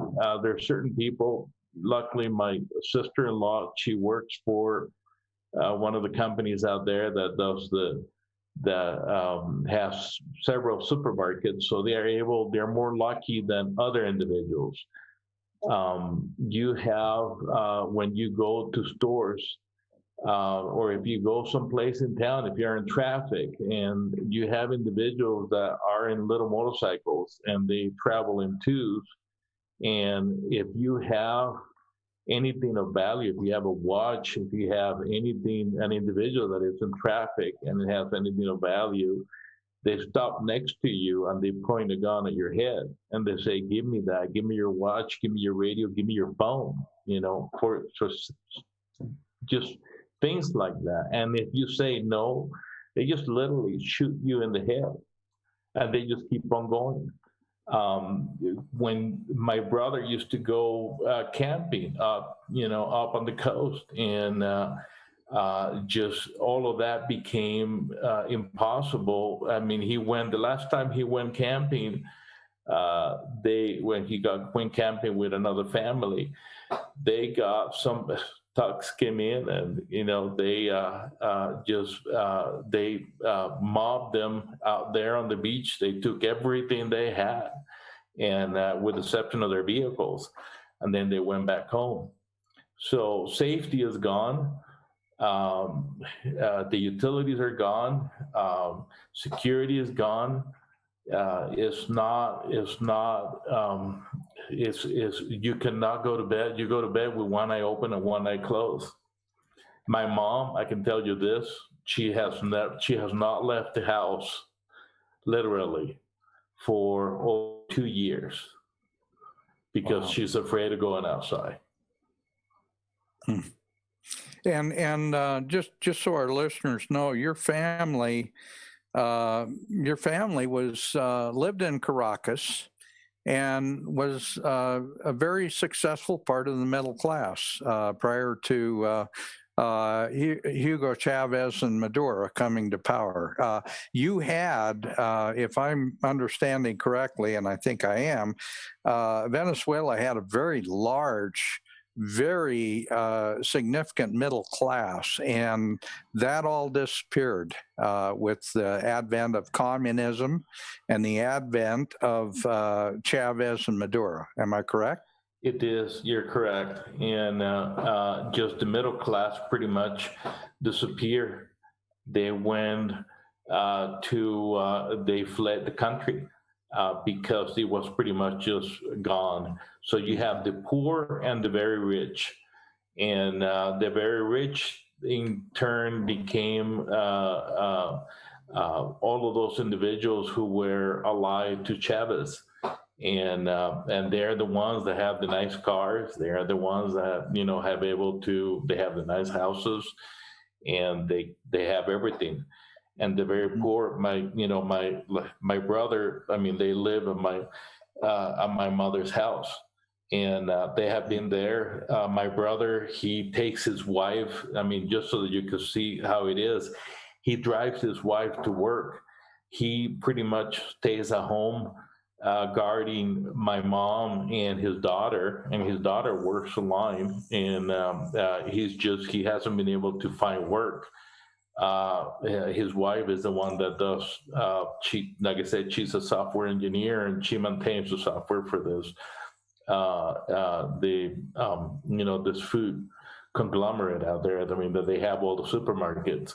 Mm-hmm. Or a variety of supermarkets. So he has to drive her to work and then go pick her up. They literally cannot leave. They do not go. There's no such thing as going to the movies or Christmas. Is there's no Christmas for them.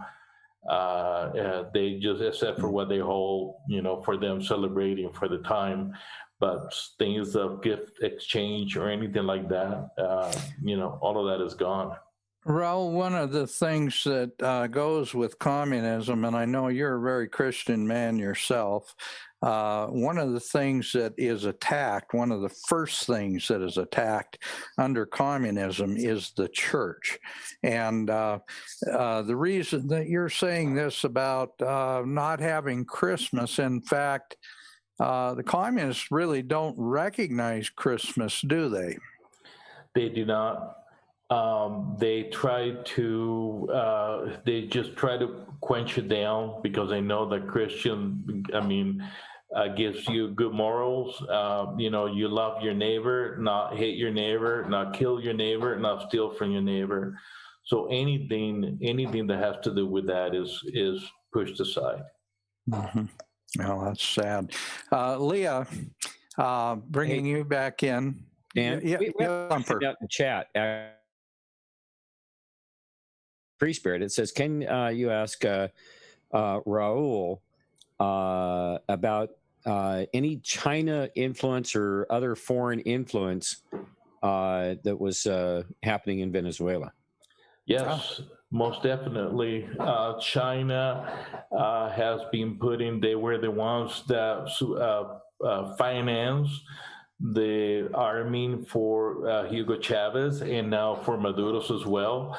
They have been the one that have been, they have actually, they gave China the right to explore and to drill and pull the oil from the Faja de Orinoco, because there is no other countries that they will allow to go in there, and they don't have any technology. So China has pretty much infiltrated in Venezuela. There's a lot of Chinese individuals over there. I just want to make a comment. Back when I was in second grade, well, I had a kid that came to my class. His dad was a mining engineer, and they had just moved from Venezuela to our small community here in Washington State. And I remember him talking about Venezuela, and it kind of put Venezuela on the map for me. Mm-hmm. And, this is back in, well, let's put it this way, it was right after Kennedy was shot, as when I was in the second grade. And so, Venezuela has been on my radar ever since, because this kid, a young kid, same age as myself, been living in Venezuela. His dad was a mining engineer. And he was talking about what life was like there. And he talked about the Aboriginal aspect of it back then, but it was also being modernized back then, and my impression then was there was quite a bit of American influence as far as going down there and helping to pull out the natural resources, make use of the natural resources. And so, and then as over the years, we've seen Venezuela become a very modern country, one of the most, successful economies in South America. Mm-hmm. And it's just a shame what they've done to it now. Mm-hmm.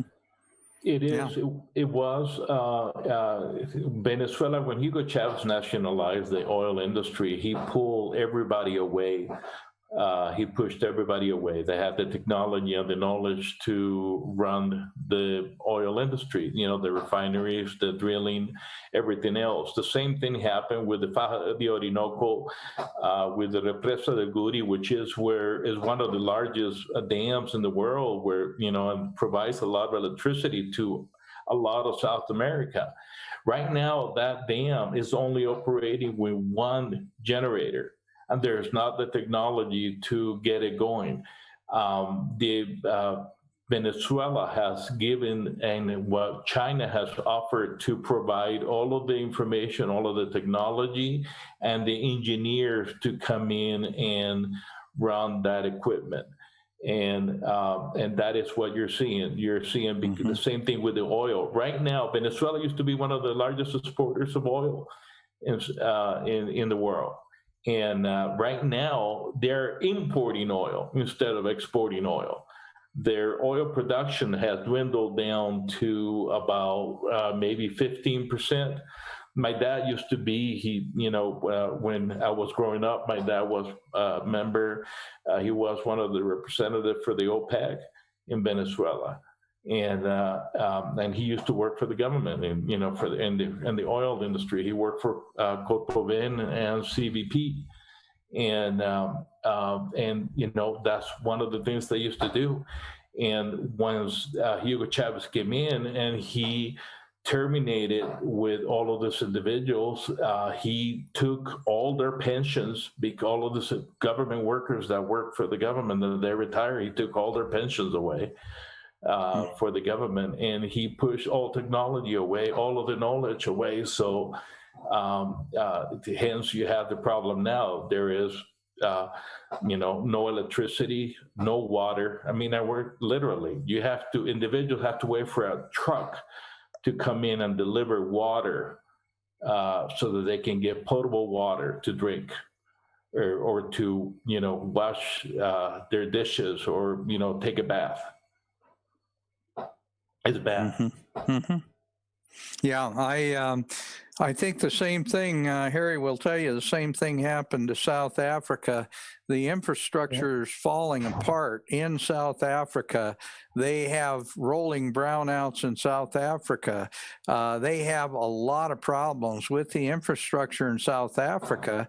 And it's not that they didn't inherit the technology. It was there when the ANC took over.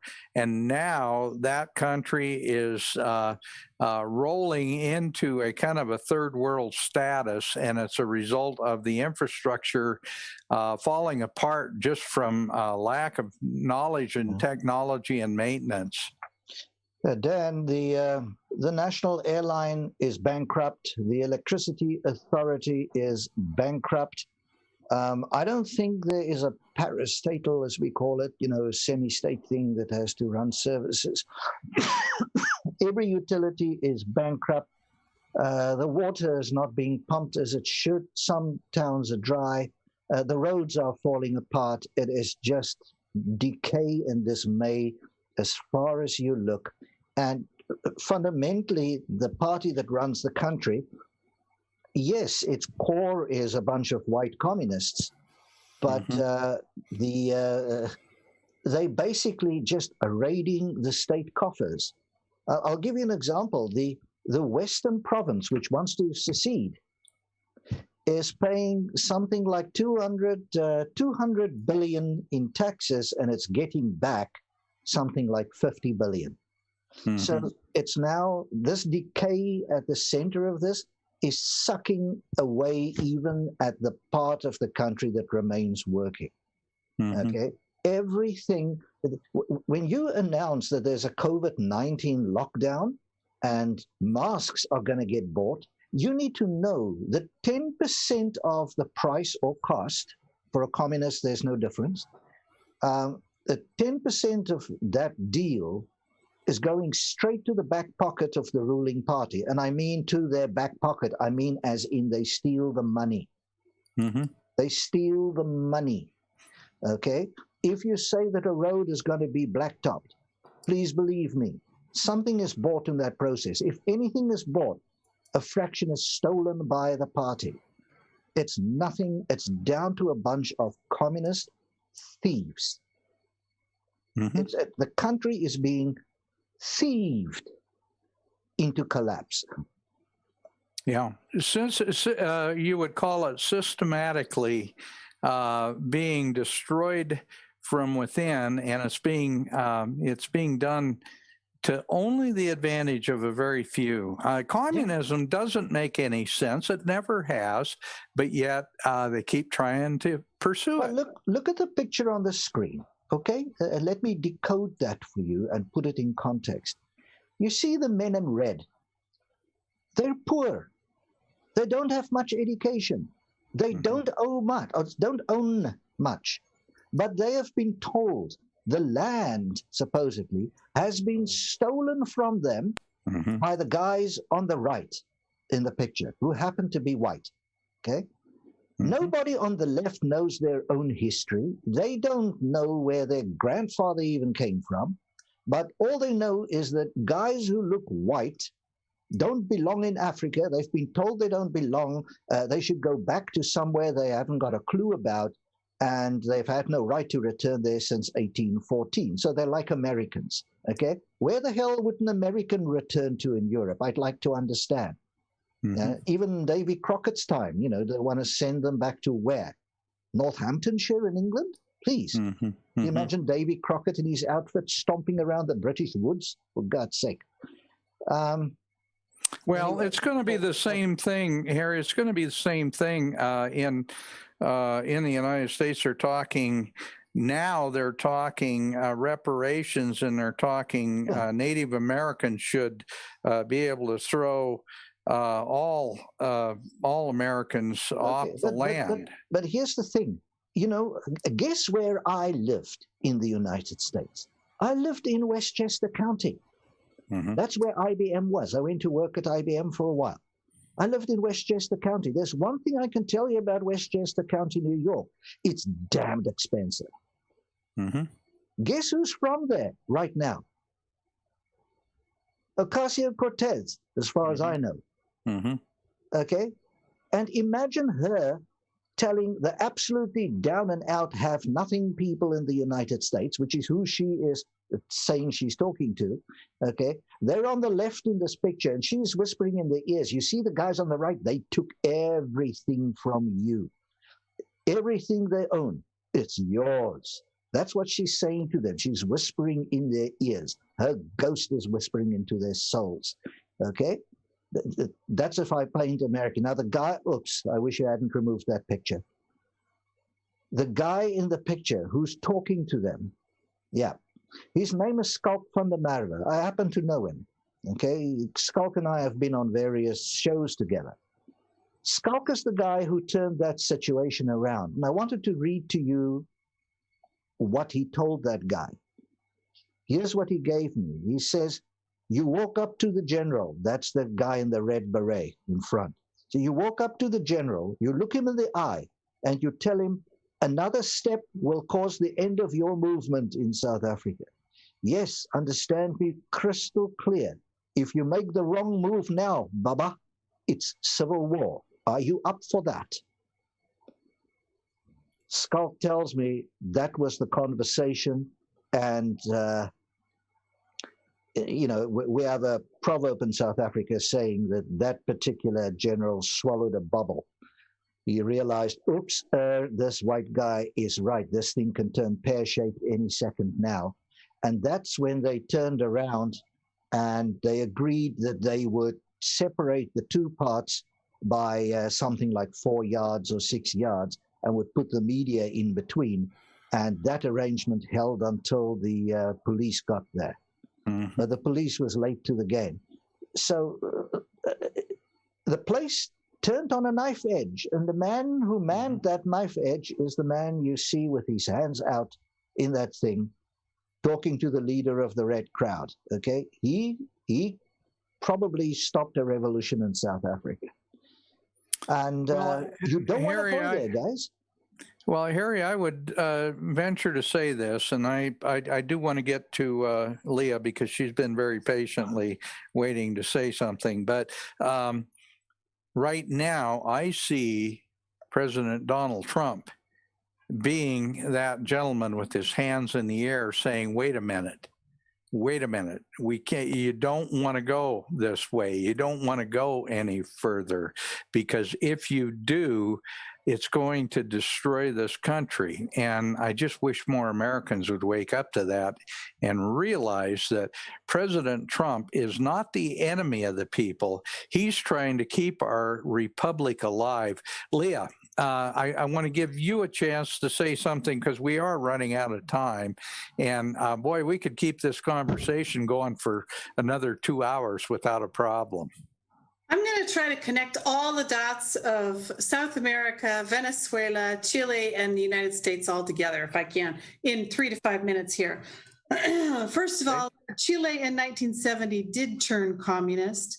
Everything was nationalized. The farmlands were stolen from the large landowners and given to the people. The large houses were stolen from the wealthy and given to the poor people. And within 3 years, they were starving. So as Harry said, when you give it to these people or when these people take it, they don't know what to do with it and they run themselves into the ground. And it's frustrating that you and I and all of us know this from history over and over and over, that this happens time and time again. But that's just how communism happens again and again. How I want to tie this together is that when all of this chaos was happening in Chile, I had many friends from Venezuela. Why? Because Venezuela no longer has an economy and somebody has to leave the country to support your family that still stays in Venezuela. So I had many friends that had come to Chile. Why? Because Chile had become the next #1 most successful country in Latin America. And so the Venezuelans who once had a great country were now coming to the great country of Chile. And then the chaos began. And I was curious and said to my Venezuelan friends, what do you think about what's going on? And what they said was, this is deja vu all over again. Mm-hmm. Exactly how they took Venezuela from us. But what they shockingly told me was that they had been the protesters. They were the ones that were out in the street. They were the ones who voted for Chavez. They were the ones who voted for the changes in the Constitution, and it cost them their country. And so I asked my Venezuelan friends, what will you do with this wisdom here in Chile, seeing as this is your second best hope in the world that may be lost, where you may have to go to a third country? And they said, we're trying to warn the Chileans. We're telling them what happened to us in Chile. And I said, what do they say? Or what happened to us in Venezuela? And they said, they're saying the same thing that we told the Cubans that came to us and tried to warn us, that it was a trap, that it's lies, that it sounds good. Don't fall for it. This is not going to turn out well. And we didn't listen to the Cubans. And now we, the Venezuelans, are trying to warn the Chileans. And the Chileans are not listening to us because they're saying, we're not Venezuela. We're not Cuba. That will not happen to us. And in the presentations that I'm giving nationwide now, I'm showing the similarities with pictures, with all the ways I can, that what they're seeing happening here in the United States is the same pattern happening all over again. Is America going to say the same thing out of naivety, out of ignorance? This will never happen to us. We are America. Are we going to be so ignorant as to believe and listen to the media and the lies that are being told to us? Or are we going to follow patterns that predict what's going to happen here in the future? And are we going to be able to save ourselves? But I think that's a way that I could tie all of this together. Mm-hmm. Oh, that's perfect. I have to tell you, Leah, I've said the same things. It's it's deja vu all over again when we fall for the same lies that have been told so many times in so many countries, and it has never ever worked. It has never ever come out in a good way. Raul, I want to give you a last chance to say a few words to people about what you want Americans to do and how you see them making a difference. Dan, what we fought for so much then, and, we were frustrated because we didn't see people then waking up. I think you're seeing now a light, and you're seeing, I think people are starting to question what's going on. We need to no longer be on the sidelines. I believe we need to stand up and be counted. We need to hold our elected officials accountable. We cannot just vote along party lines and just go about our business and just keep having fun and going to the beach on the weekends and just enjoying life. I mean, it's the future of this country is at stake. And going back to the question Thumper asked, I mean, I believe communism has a big influence here. China has a lot of eminent domain because of all the money that has loaned to the U.S. And it did this has done exactly the same thing in Venezuela. I think we're being pushed very strong for communism. And I think people like yourself, I have family members that don't see this. They don't want to see it. And I just pray for the scale and the veil to be lifted up from the people's eyes. And we just need to wake up and participate. We need to dig up and have knowledge, seek knowledge. Well, I agree. I would like to ask Harry, if I can, Dan. The China influence. Now we're seeing that in Canada as well. I have been getting reports of Canadian a treaty between Canada and China, allowing Chinese troops to be stationed in Canada and in Vancouver specifically. Supposedly, I've seen reports of Chinese troops in Vancouver and other places in Canada. And the treaty is allowing the Chinese to be there so that they can look after their financial interests that they have in China or in Canada. Thumper, yeah, I've checked into some of those, and there's no ways I can confirm any of that. I have no evidence on the ground that any of that is true, but I keep picking up those rumbles. I can tell you that back in South Africa, that the country is pretty much in hock to China now. South Africa is pretty much bought and spoken for by China. And there I have folks who have contacted me and told me they see men in uniform on old, disused South African mines. And given that I have South African Chinese friends, even they are outraged by this because they don't want to be connected to those folks coming from Red China in the least. So view my friends as being basically Taiwanese rather than anything else. So speaking to them is like reading the Epoch Times. So no, I have no evidence of that. I've questioned around, I've checked around, and folks say that is a conspiracy theory gone wild, and they don't understand where it's coming from, and they don't know how it's being spread. So my comment is, no, I have no evidence for anything like that in Vancouver. But I do want to say, Dan, with the few seconds left, is that I'm going to be less diplomatic than the other folks. And I'm just going to tell you, way back in 1938, 1939, the Czechoslovakians were saying, this terrible stuff happening in Germany, it can't happen here. It'll never happen here. We're civilized. We're educated. We're the heart of Europe. We've got Prague, This is the high point of Europe. Never. It could never happen here. Okay? And Americans, I know, are drinking their lattes and reading the Times and saying, we're educated. This will never happen here. We're not that stupid. I'm sorry. I'm going to look you in the eye, Dan, and I'm going to speak to the collective American, and I mean no offense. I'm sorry. You really are that stupid. It will happen, okay? The freedoms and the wonderful thing that is America with this miracle mechanism that built that country, it is fundamentally in trouble. You are under a threat, the scope of which people cannot begin to imagine. Okay? Absolutely. You have a sword of Damocles over your damned head, and certainly the New York Times is not going to talk to you about it because they're greasing its handle.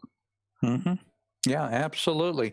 And even though we know that I absolutely, in my heart of hearts, I know that Donald Trump won the election by a landslide, if they steal this, there is going to be something happen to this country, a cataclysm that anybody in their right mind would want to stand up and fight against, and they're not doing it. We need to make sure that Americans say, we want an honest and fair election, and let's tear this whole election process apart until we know for a fact that it was done honestly.